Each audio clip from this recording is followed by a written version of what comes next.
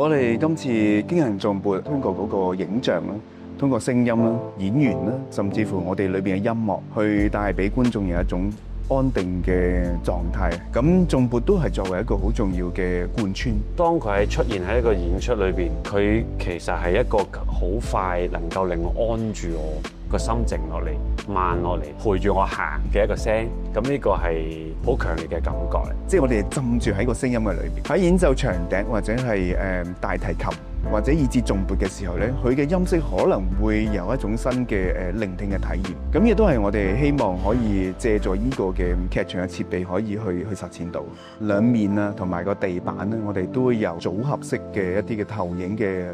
影像出現，好似佢由地球要往太空，好似坐緊一架飛船咁樣嘅感覺。咁我覺得咧，有呢一種嘅設備嘅提供咧，我哋先至容易啲去製造到呢一種嘅身體嘅感覺出嚟。其實我自己作為表演者係會有一種觸動或者一種滿足感喺度，我可以早觀眾一步靜到落嚟，然後再帶觀眾入去呢個靜嘅狀態裏邊，然之後慢慢透過個空間裏邊嘅畫面去聯繫翻我自己度。